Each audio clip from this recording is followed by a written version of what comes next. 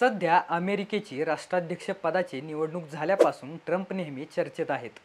Trump यांनी निवडणूक आल्यापासूनच नेहमी नवीन धोरणं व योजना सुरू केल्या आहेत. त्यांच्या नवीन मंत्रिमंडळातील डिपार्टमेंट ऑफ गव्हर्नमेंट इफिशियन्सीचे हेड आणि टेस्ला या जगप्रसिद्ध कंपनीचे मालक म्हणजेच इलॉन मस्क. एका कंपनीचा मालक ते अमेरिकेच्या मंत्रिमंडळातील महत्त्वाचं स्थान, हा त्यांचा प्रवास हा सगळ्यांसाठीच प्रेरणादायी आहे. आणि हेच इलॉन मस्क सध्या भारतात इलेक्ट्रिक वाहन क्षेत्रात पदार्पण करणार आहेत. यातील आनंदाची बातमी म्हणजे या इलॉन मस्कच्या टेस्ला कंपनीने सध्या महाराष्ट्रातील सातारा या शहराची निवड केल्याचं चित्र दिसून येत आहे. मग खरंच टेस्ला साताऱ्यात येणार का? आणि आली तरी कधी येणार? काय त्याचे फायदे आणि तोटे होणार? बघूयात आजच्या व्हिडिओमध्ये. नमस्कार मित्रांनो, तुमचं स्वागत आहे बिझनेसवाला साईराजमध्ये.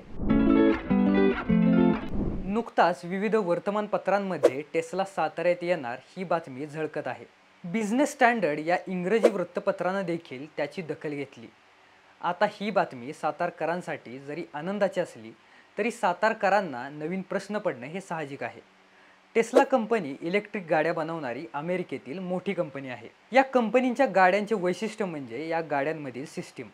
या गाड्यांमध्ये ऑटोमॅटिक स्पीड कंट्रोल करणारी सिस्टीम आहे.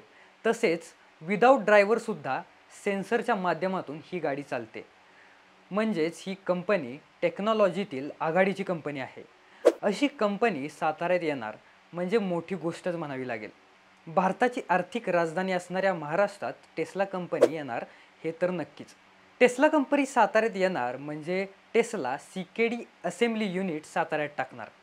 CKD युनिट म्हणजे परदेशातून गाड्यांच्या पार्ट्सची आयात साताऱ्यात होणार आणि येथे कंपनीत त्याचे पार्ट्स एकत्र करून गाड्या बनवून विकल्या जाणार. खरं तर टेस्लाचं हे ॲग्रीमेंट हैदराबादमधील मेगा इंजिनिअरिंग कंपनीसोबत झालं होतं, परंतु काही कारणाने ते अपयशी ठरलं व त्यामुळे सध्या साताऱ्यात या कंपनीला जागा हवी आहे.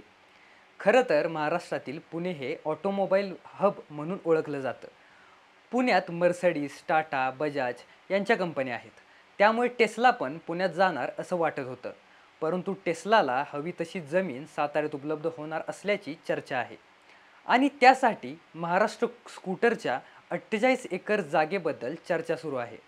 या प्रकल्पासाठी सरकारकडूनही नक्कीच पुढाकार घेतला जाईल, कारण शेवटी उपमुख्यमंत्री एकनाथ शिंदे यांचे मूळ गाव खासदार छत्रपती उदयनसिंहराजे भोसले व नुकतेच सार्वजनिक बांधकाम मंत्री झालेले छत्रपती शिवेंद्रसिंहराजे भोसले हे नक्कीच प्रयत्न करतील. टेस्ला कंपनी साताऱ्यात आली तरी युवकांना रोजगार मिळेल व साताऱ्याची औद्योगिक क्षेत्रात प्रगती होईल. हे जरी आनंदाचं असलं तरी कोणताही प्रकल्प काही लगेच सुरू होत नाही. यात बराच वेळ जाणार.